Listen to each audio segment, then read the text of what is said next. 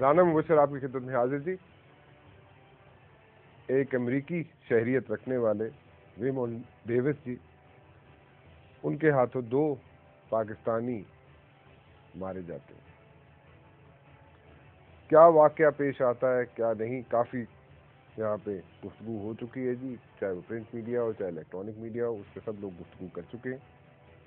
Case अदालत में है, डिप्लोमेटिक पासपोर्ट की कॉपियाँ सब लोग देख चुके हैं जी। अब कौन सी कैटेगरी में वो फॉल करते हैं ये डिप्लोमेट, पहला तो सवाल ये है। दूसरी बात ये है जी कि 1997 में एक वाकया पेश आता है अमेरिका में, जब डिप्टी एम्बेसडर थे जॉर्जिया के, उनको 21 साल की कैद की सजा सुनाई जाती है। एक अमेरिकन सिटीजन रोड एक्सीडेंट में उनके हाथों मारा जाता है। तो डिप्टी एम्बेसडर थे जॉर्जिया के, ही वॉज ड्रंक थी, और ड्रंक ड्राइविंग में उन पे केस बना। अमेरिकन गवर्नमेंट के प्रेशर की वजह से जॉर्जियन गवर्नमेंट ने उनका डिप्लोमेटिक स्टेटस विड्रॉ कर लिया।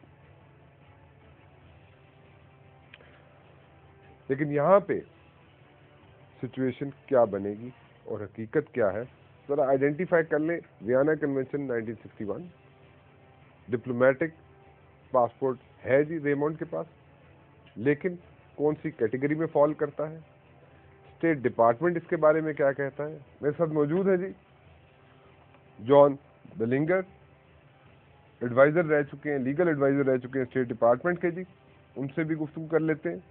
और मेरे साथ स्टूडियो में मौजूद है प्रोफेसर शमीम अख्तर साहब, चेयरमैन रह चुके हैं IR डिपार्टमेंट कराची यूनिवर्सिटी के, उनसे भी बात कर लेते हैं।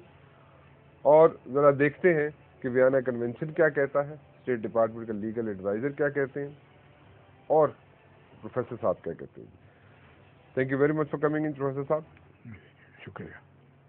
John, can you hear me? Yes, loud and clear. Okay, thank you very much for joining me today. It's nice to be with you. Okay, so let's hear the American perspective first जी, और Vienna convention के बारे में बात कर लेते हैं, उनसे पूछ लेते हैं कि वियना कन्वेंशन क्या कहता है जी इस बारे में, और रेमंड के बारे में पूछ लेते हैं कि रेमंड कौन सी कैटेगरी में फॉल करता है जी, डिप्लोमेटिक स्टेटस में कौन सी कैटेगरी में फॉल करता है। John? Yes, sir. Let's talk about Raymond, the hot topic over here in Pakistan, right?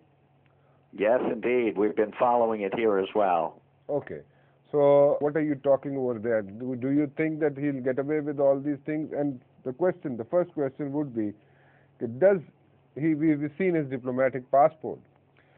Does diplomatic immunity give people a license to kill? Well, the immunity doesn't give a diplomat a license to do anything.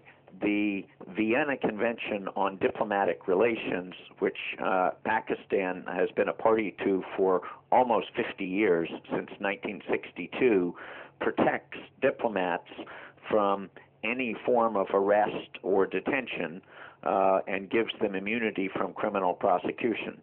And the treaty is very clear on this. Both Pakistan and the United States are party to the Vienna Convention, and it states very clearly that the accredited diplomats of a country may not be arrested, may not be detained, and may not be subject to the criminal jurisdiction of another country.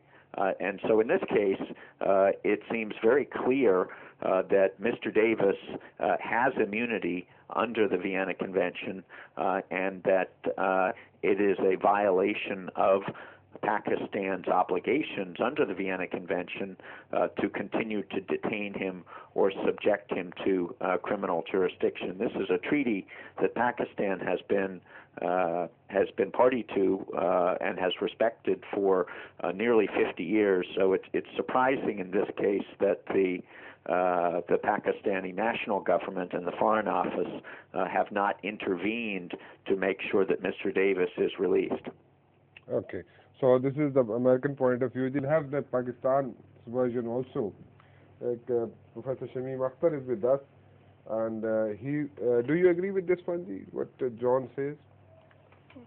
Well, in principle, the Article 29 of the Geneva Convention gives immunity to a diplomat posted in a host country from criminal jurisdiction and to a large extent even from civil proceedings, except of course when his personal stakes are involved, such as succession or his own real estate property and indirect taxes. Of course, there is no immunity there, but then the immunity extends even to a large extent to the civil matters as well, if they are not of a personal category. Now, here the question is the application of the law. Now, you said Raymond Davis. The United States says there's no such person as Raymond Davis. So let the identity of the person be determined first, whether this person is Raymond Davis claiming to be a diplomat or some XYZ of unknown identity who, for the reasons best known to the State Department, is not being disclosed. That arouses kind of suspicion in the credibility. Okay. मैं professor साहब मैं थोड़ा सा interrupt करूंगा आपको. Let me ask John. John, there is a debate going on in this country that this guy who has been detained by the Pakistani authorities, his name is not Raymond Davis. Is he really Raymond Davis or somebody else?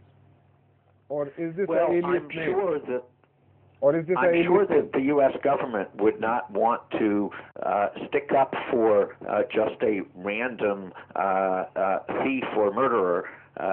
They would only be defending the immunity of a diplomat who they felt was the right person. So it could perhaps take a few hours to determine whether the individual who has been detained is in fact someone who has diplomatic immunity and is the right person, but that takes only a few hours, and in this case the United States government is vouching for this individual, Mr. Davis.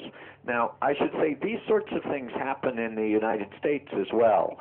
All of treaty law is reciprocal.